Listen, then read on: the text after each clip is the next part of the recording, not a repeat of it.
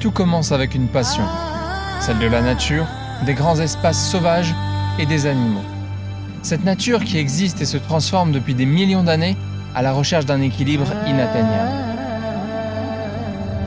La nature change, évolue, se diversifie. Toujours plus surprenante chaque jour, elle est un défi pour celui qui veut vivre avec elle, une joie pour celui qui partage son intimité, l'accepte et la comprend.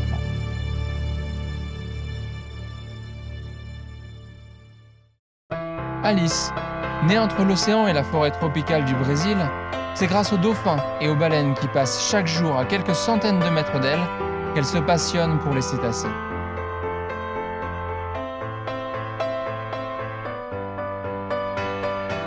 Thomas, lui, est très changeant.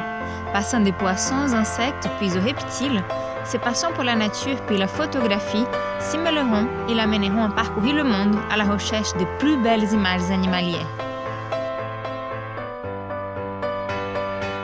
De notre rencontre naîtra un projet, celui de parcourir le monde à la découverte de toutes ces merveilles. Qu'elles soient sauvages et uniques, ou plus communes.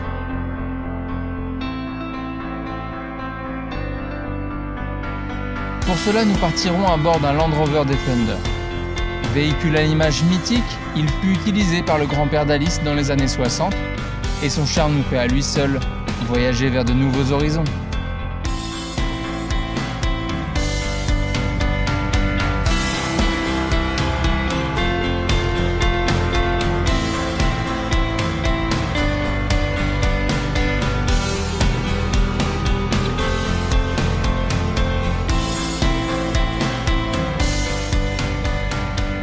Dans 3 ans, nous partirons, c'est sûr.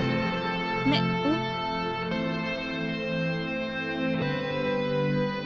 Bien que l'idée de rejoindre le Brésil par la route nous effleure, nous choisirons l'Europe. Continent au visage multiple, je le découvre à peine. Monténégro, Albanie, Roumanie, Pologne ou encore l'Islande. Autant de pays qui étaient encore inconnus pour moi il y a quelques années.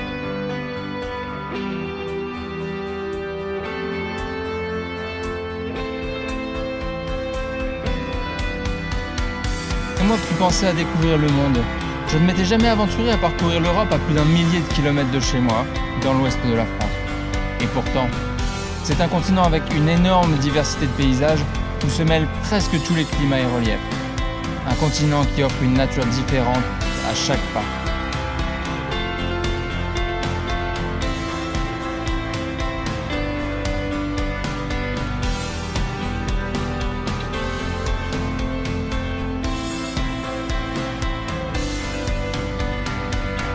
Notre tour d'Europe aura un but, découvrir la nature sauvage à travers 4 points cardinaux symboliques.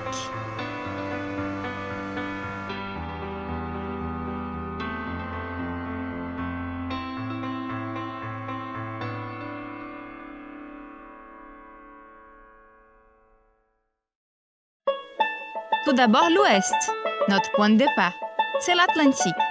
1 an et demi avant notre véritable départ, nous irons en Écosse afin de tester cette vie itinérante.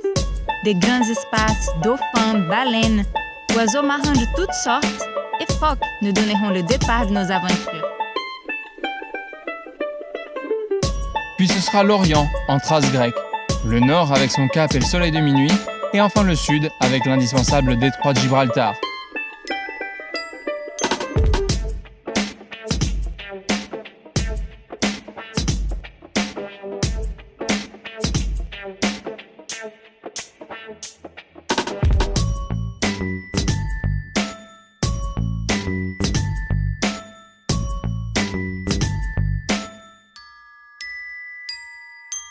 Donc c'est un lézard, c'est pas un serpent, c'est un lézard, mais c'est un lézard qui a pas de pattes.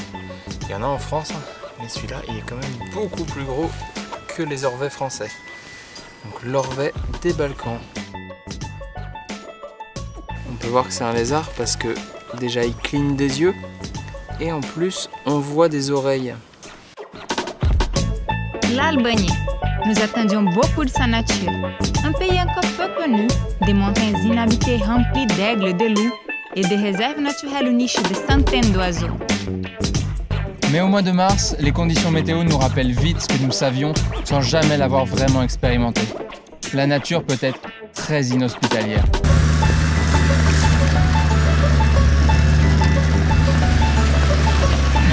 C'est pas bon. Regarde. Tempête de vent Flora.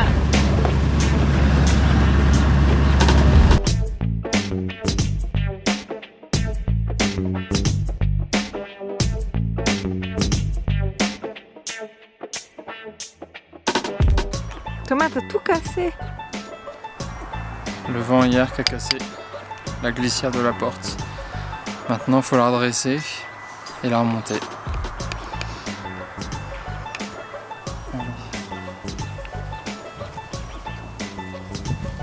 Je savais qu'on aurait dû emmener une enclume.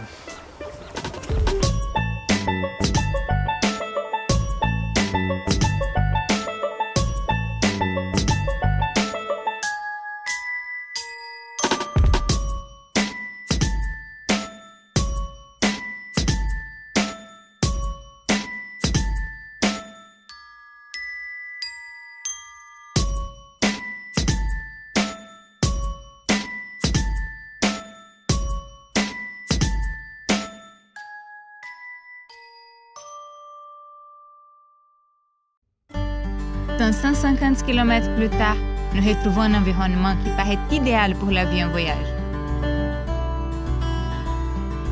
Le soleil constant, pas d'humidité excessive, pas de chaleur écrasante, peu de vent, un ciel bleu, une nature exubérante. C'est le Péloponnèse grec au cœur du printemps.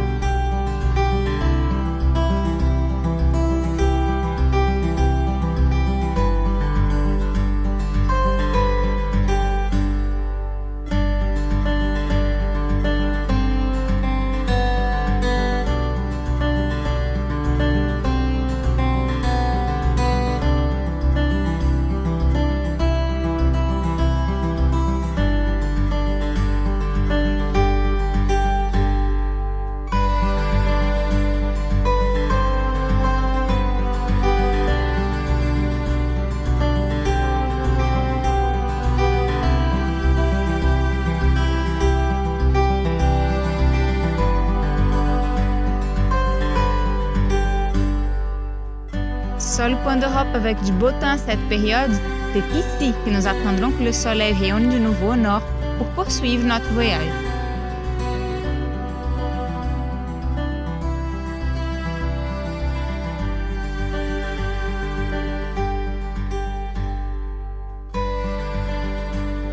Depuis Nauplie, charmante petite ville où le soleil rayonne, nous longerons la côte aux eaux cristallines et nous couperons à travers les montagnes du Magne, dont la végétation rase rappelle celle des régions battues par les vents.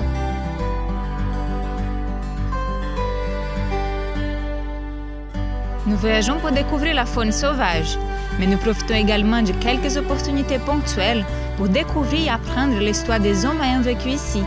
Sites archéologiques à chaque coin de rue, musées et bien sûr les nombreuses églises orthodoxes. Allô, allô.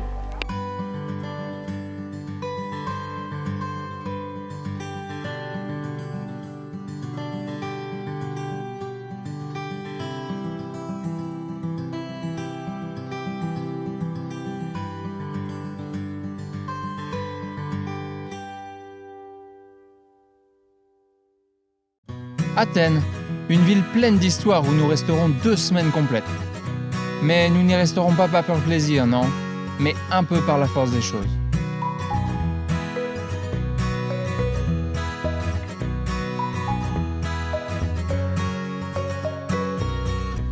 Premier souci mécanique, le changement de tout l'embrayage du volant moteur. Un coup dur qui avalera à lui seul 1,5 fois notre budget réparation.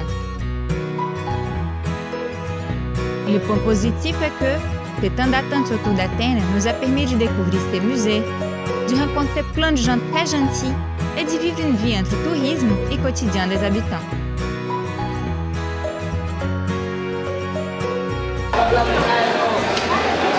On est dans les halles d'Athènes. Alice a voulu visiter les halles d'Athènes. Elle est venue en sandales. Je suis tellement concentrée de pas salir les pieds. Et c'est dégueulasse. Ça a de quoi te donner envie de devenir végétarien quand même.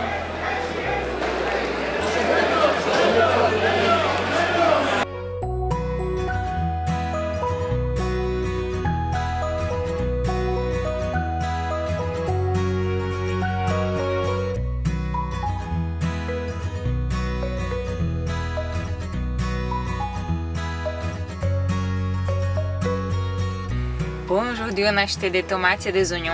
On a payé 1 € et on a gagné cet énorme chou. On ne sait pas où le ranger. On n'a pas la place.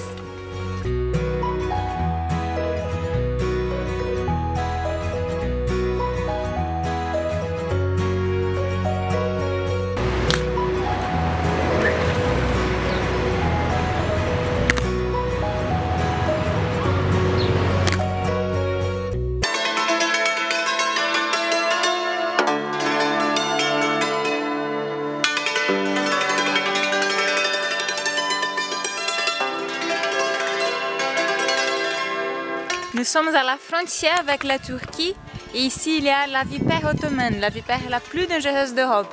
Donc on fait une sortie en plein soleil dans un endroit avec plein de cailloux pour essayer de le trouver. Alors Thomas soulève les cailloux pour voir s'il trouve les serpents. Il est protégé avec ses gants, il a son crochet. Moi je reste un peu plus loin. J'ai un peu peur.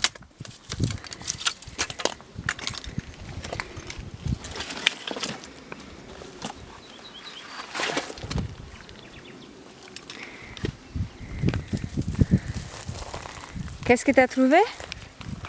Une couleuvre. Et je pense que c'est la cousine de la couleuvre verte et jaune de France.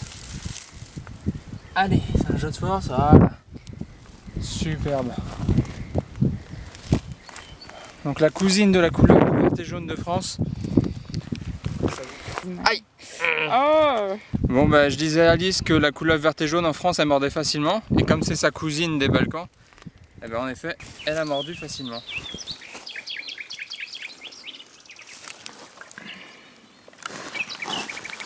Un Typhlops, un serpent primitif.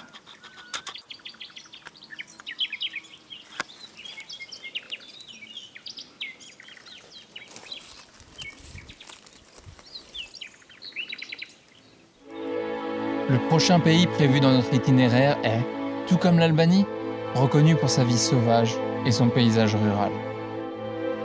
C'est la Roumanie. Et on a commencé par un incontournable, le delta du Danube.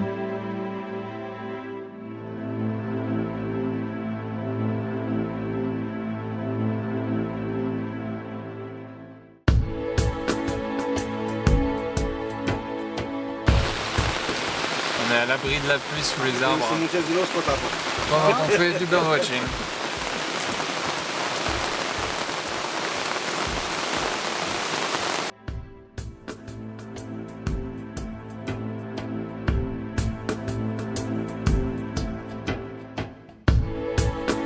C'est un rêve pour tout naturaliste, mais surtout des opportunités de photographie animalière introuvables ailleurs. Cormorans, pélicans et cygnes sont là, mais aussi la spatule, le cormoran pygmée, les hirondelles et de nombreuses autres petites espèces d'oiseaux.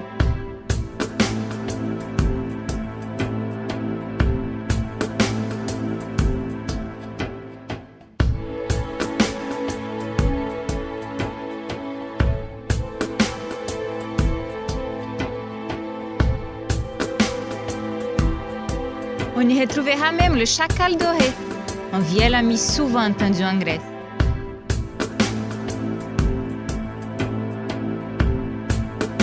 Mais on est aussi allé en Roumanie en 4x4 pour ces pistes. Et des pistes, on en a eu.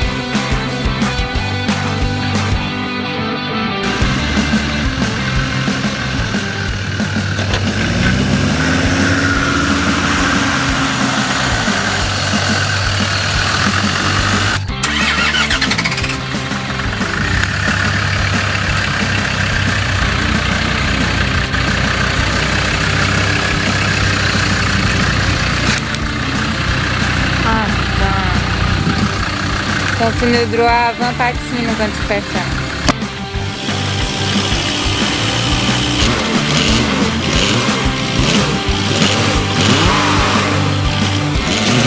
Vas-y, vas-y, vas-y.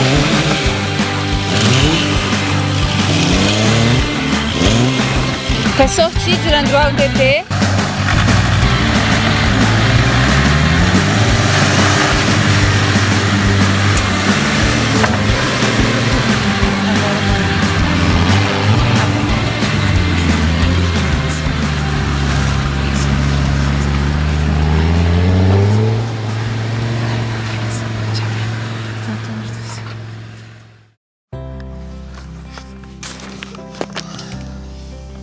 Donc voilà, j'ai voulu... Il faut pas une vidéo comme ça. J'ai voulu regarder la route un petit peu plus loin parce qu'on avait trouvé un bivouac après s'être planté. Puis on a trouvé une ferme. Il faut pas On vient de boire trop de raki, donc de l'eau de vie de prune. Et encore il a fallu dire non et complètement bourré. On va pas faire un vlog de ça. Ce qui nous aura vraiment séduit dans ces pays, ça aura été ces aventures et cette rencontre, tout comme la nature sauvage de ces pays, proche et accessible.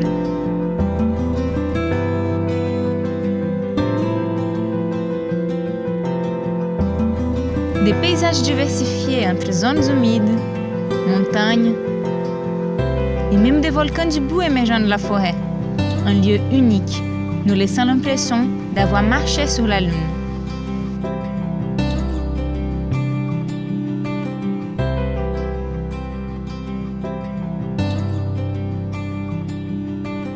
Mais aussi tout un monde de merveilles dans les forêts de Transylvanie. Des forêts à la fois enchantées et terrifiantes, que l'on sait être habitées par des gros mammifères que l'on avait tellement envie d'observer. Des loups, des lynx, des ours.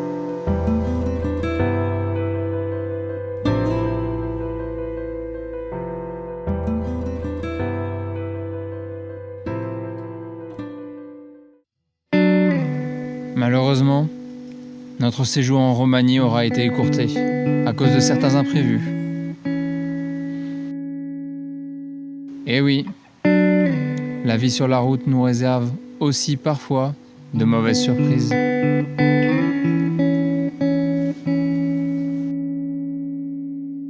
La voiture présentait des soucis au milieu d'une route, une des plus belles routes du monde, la Transfagarașan Road. Mais le souci est devenu de plus en plus grave et maintenant on est bloqué. Et on a fini pour appeler le 112 parce qu'en plus on n'a pas de réseau, bien sûr. Et au moins en attendant, Thomas a trouvé un renard pour faire des photos.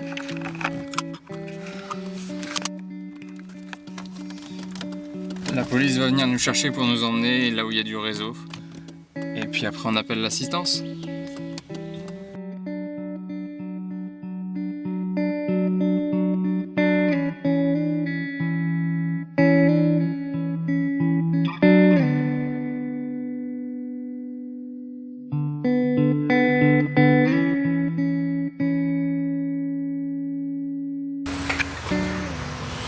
Qu'est-ce que tu cherches? Je cherche comment retirer la pompe à gasoil parce qu'en fait, ici, il y a des renforts qui bloquent la sortie de la pompe. Donc on va peut-être couper ça pour sortir la pompe plus facilement. Sinon, il faut démonter tout le réservoir par en dessous. Il y en a pour beaucoup de travail. Have a saw? Nein.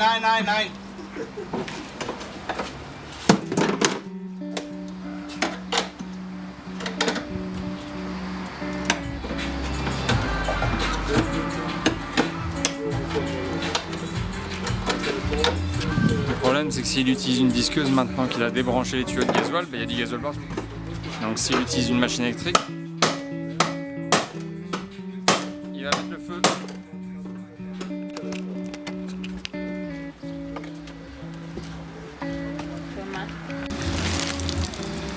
Bon, il n'y a pas une autre solution.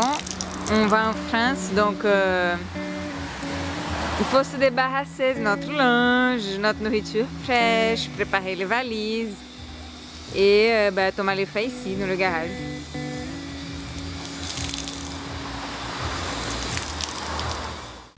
Après ces 3 premiers mois de voyage, je me demande comment on pensait le voyage avant pour essayer de comparer avec ce qu'on a vécu réellement. Je pense que déjà on l'imaginait avec beaucoup plus de pistes. Le vrai souci en Europe, c'est que finalement, il n'y a pas grand pistes. Et en fait, quand on va sur les pistes, c'est qu'on est en train de chercher les complications. Alors qu'on peut se déplacer partout avec une voiture simple. On a beaucoup été sur le goudron. Il faut chercher les bivouacs. C'est pas juste s'arrêter au bord d'une piste perdue au fin fond de la Mongolie ou je sais pas quoi. Et chaque soir, il faut trouver un coin.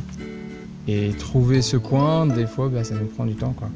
Je pense que d'autres voyageurs qui ont fait, par exemple, la Mongolie, l'Asie du Sud-Est, dès que tu vas dans un pays qui a des grandes pistes, on peut dormir sur le bord de piste.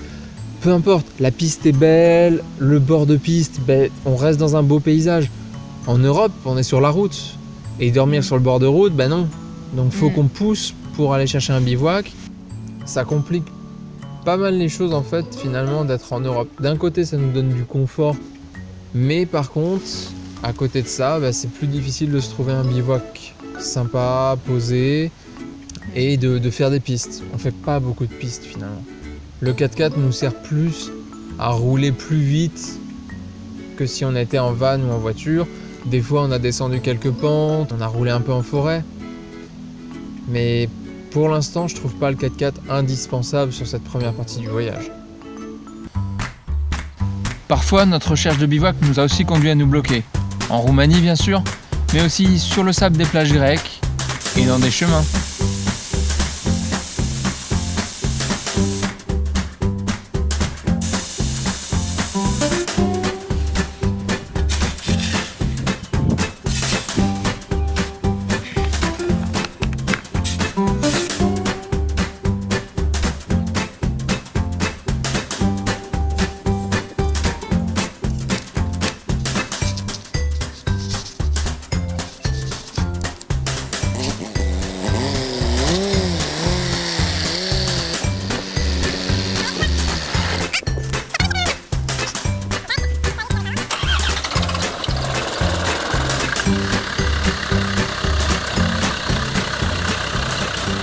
Elle avance, sans Thomas, sans rien.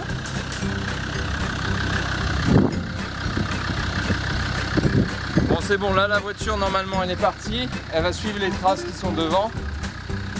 Et puis nous, on va récupérer les affaires et puis on va l'accompagner. Ciao Dave!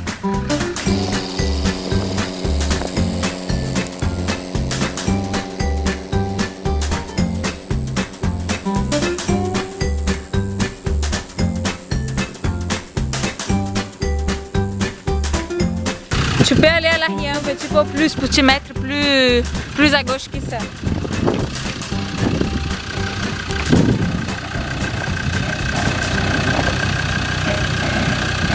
Putain, ça glisse le pneu de l'avant.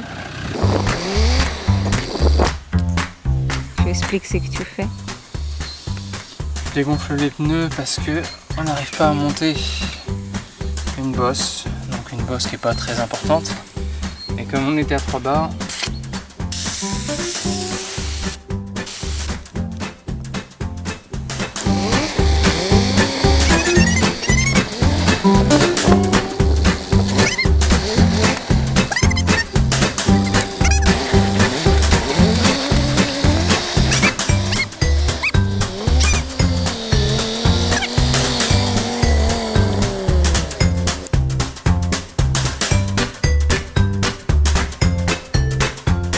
on voulait monter une pente un peu sableuse qu'on avait déjà descendue. Et en remontant, la voiture a patiné et on n'arrivait plus à remonter du tout. On s'est retrouvé coincé en pleine montée parce qu'on a manœuvré, on n'aurait pas dû. Et donc on a dû dégonfler les pneus. On est passé de 3 bar 5 à 2 bar 5. On a réussi à monter.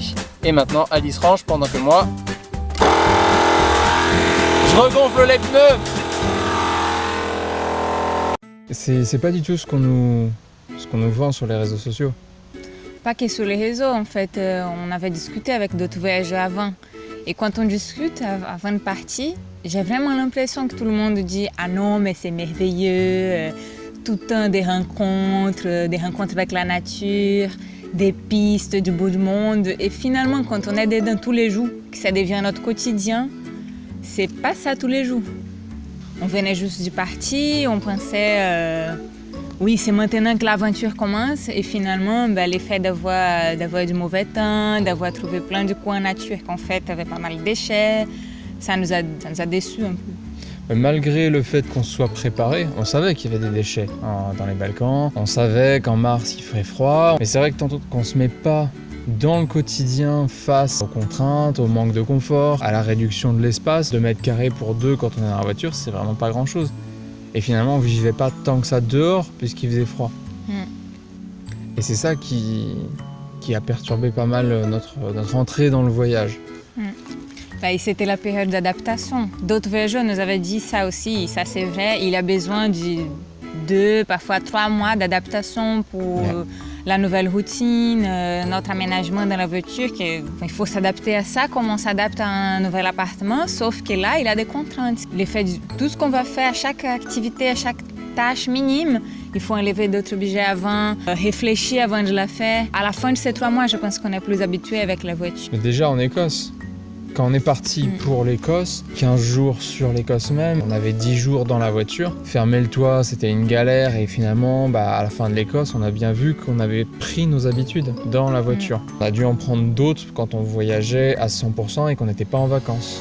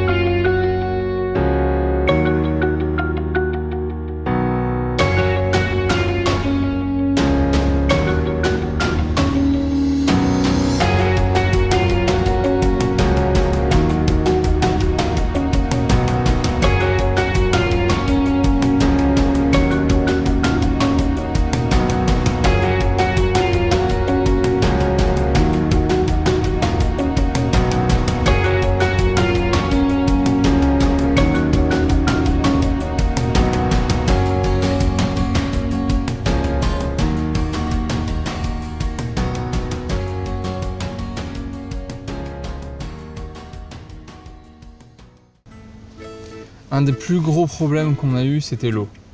L'eau qui rentre dès qu'il pleut plus d'une demi-journée, on a l'eau qui rentre dans la voiture. Je pense que l'humidité est l'ennemi numéro 1 de ce style de voyage qu'on fait. Quand on dort, on produit de l'humidité. Si on fait la cuisine, ça produit de l'humidité et tout reste humide. Dès que tout est humide, là, on perd vraiment beaucoup dans notre confort et ça veut dire qu'on va se coucher sous des draps humides, ça veut dire que nous on sera humide et peut-être qu'on n'aura pas la possibilité de se doucher et se sécher comme il faut. Tout autour de nous reste humide. C'est vivre dans la nature, c'est vivre avec les éléments. La chaleur qui fait monter la température jusqu'à 35, 36 degrés parfois dans la voiture. Le vent qui fait claquer la toile. Tous les éléments du confort qu'on peut acheter en plus vont nous aider chaque jour à vivre un peu mieux avec ces contraintes de la nature. Et c'est pas juste des contraintes, faut pas juste le voir comme un petit souci. À la maison, quand il pleut, qu'on rentre trempé, qu'on prend une douche et qu'on est coincé chez soi, ouais, ça c'est un petit souci. Il pleut, on peut pas sortir dehors en veste parce qu'on va rentrer, on la met où à sécher la veste? Pour tout, on a besoin d'être dehors. Parfois même pour partir d'un bivouac, on a besoin de se mettre dehors parce qu'on a les cales, parce qu'on a les toits fermés et quand il y a un qui est dehors, ça aide. Donc on vit vraiment dehors. Donc si dehors les choses ne vont pas bien, ça veut dire que notre journée, elle peut être gâchée, vraiment. Et finalement, au bout de 2-3 mois, on a pris nos habitudes. On fait beaucoup plus attention à la météo. Dès qu'on sait qu'il va pleuvoir, on limite nos activités dehors ou on fait en avance tout ce qu'on a besoin d'être fait dehors pour qu'au moment où il pleuve, il n'y ait plus qu'à, par exemple, fermer le toit. Ça nous est arrivé 2-3 fois de fermer le toit pendant la journée et de rester dans la voiture complètement fermée. parce qu'il y avait une grosse pluie et qu'on savait que le soir, il allait faire un peu plus beau.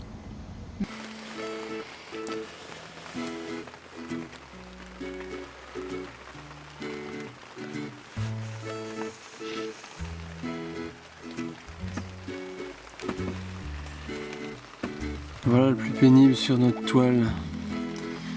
Elle prend l'eau de l'extérieur et ça goutte à l'intérieur.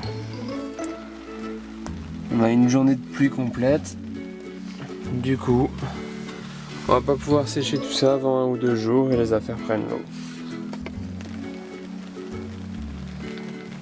Au bout des 3 mois, on est à la fin du gaz. On n'a plus de gaz et on est sur un système qui est uniquement français, donc ça va se complexifier. Et il y a le fait que pour tout ce qu'on veut faire qui dépend d'un magasin, d'une structure, on est dans un nouveau pays, il faut savoir où chercher les affaires. Dès qu'on a besoin de quelque chose un peu plus, un peu spécial, on ne sait pas où chercher. En Roumanie, on ne savait pas trouver la poste.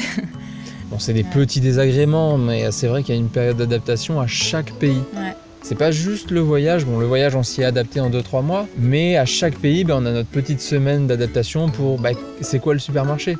C'est quoi le nom du supermarché du coin ? Où est-ce qu'on cherche l'eau?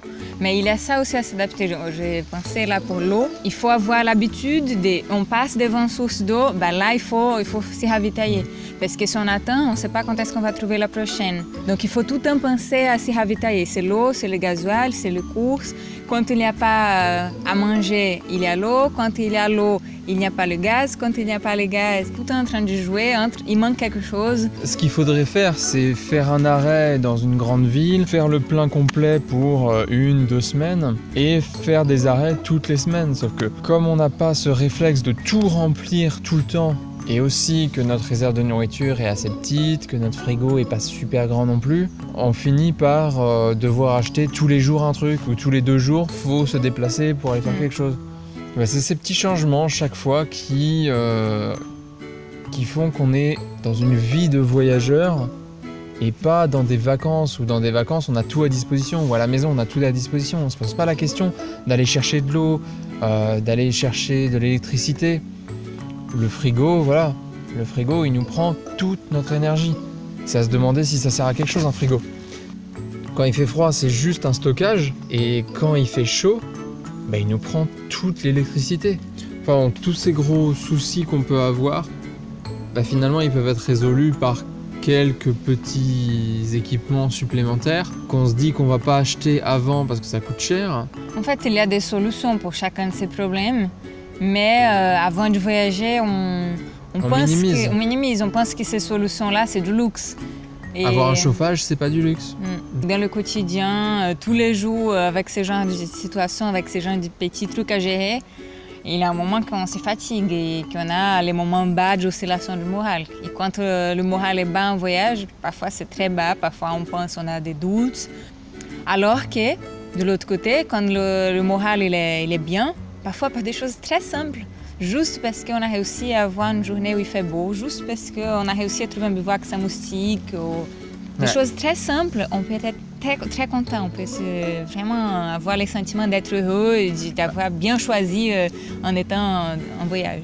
Au bout de ces 3 premiers mois, je pense qu'on a réussi à prendre l'habitude du voyage. Ça a été long, c'est comme quand on arrive, comme tu dis, dans un nouvel appart. Mais on a pris nos habitudes, à la fois en termes de confort, mais aussi en termes des choses qu'on doit faire. Ici, on a trouvé une source d'eau potable. Donc Thomas remplit notre réservoir avec de l'eau pour la douche, la vaisselle et tout ça. Et après, on va remplir aussi toutes nos bouteilles de l'eau pour boire. Mais même si cette vie en voyage est difficile, elle nous offre plein de rencontres fortes qui sont autant de petites victoires sur notre objectif de voyage. Dans ces moments-là, nous profitons de chaque série.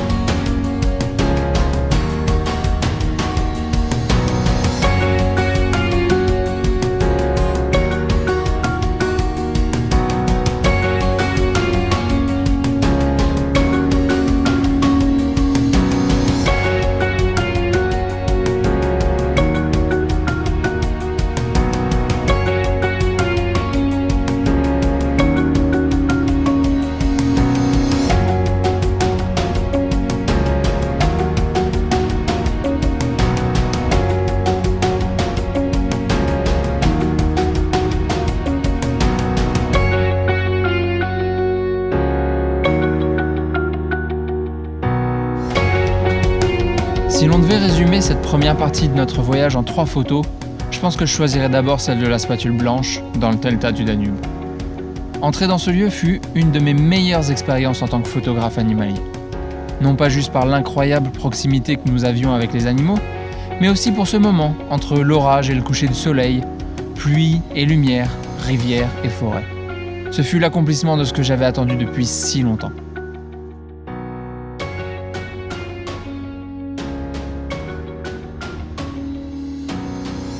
Ensuite, je choisirai la photo de notre bivouac proche du mont Olympe. Une nuit au clair de lune, seul dans la montagne, face à la grandeur de la nature. C'est le même sentiment que je ressens à chaque fois que je me trouve au pied d'une montagne, mais ce soir-là, ce n'était pas n'importe quelle nuit. Ce soir-là, ce n'était pas n'importe quelle montagne. Bivouac superbe, où le temps s'est suspendu le temps d'une photo. Enfin, je choisirai une photo qui n'est pas la plus belle. Une photo qui n'est pas la plus expressive non plus. Une photo dont beaucoup passeraient sans la voir, mais pour moi, elle représente ce qu'est devenu le voyage en véhicule. C'est notre chez nous, notre repère, notre maison, notre foyer. Là où on se réfugie lorsque dehors rien ne va, mais aussi tout simplement là où on aime se prélasser.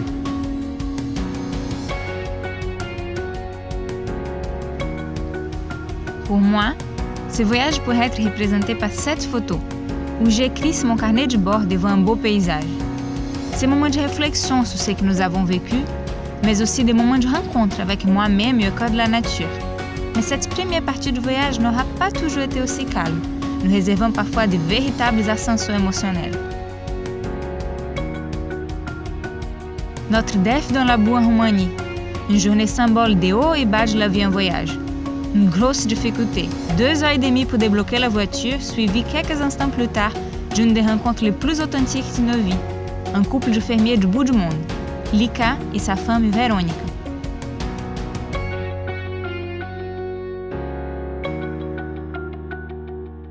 Et pour finir, l'ours, une observation animalière pas comme les autres. Nous les aurons vus 4 fois au total, chaque observation étant différente et très spéciale. Voir cet énorme mammifère d'aussi près, avoir croisé son regard et partagé quelques minutes avec lui, des instants qui resteront gravés à jamais dans ma mémoire parmi mes meilleurs souvenirs de ce tour d'Europe.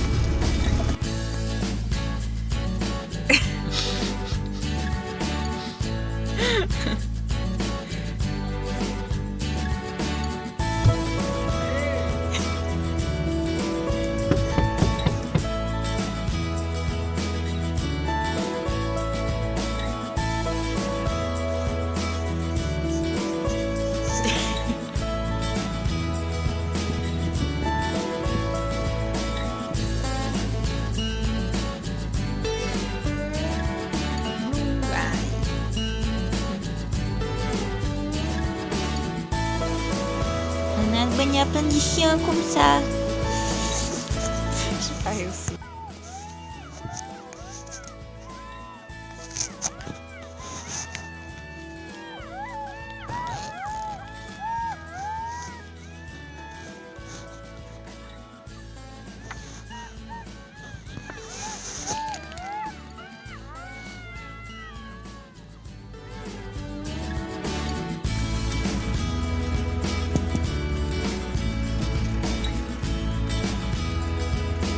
Merci la tortue.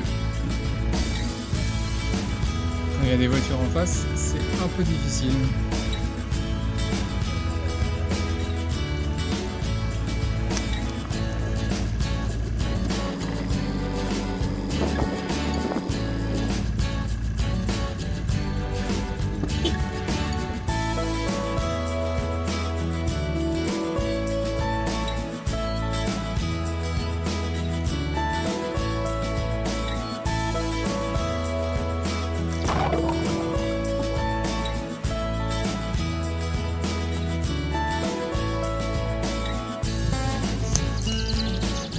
Thomas trouvé une copine.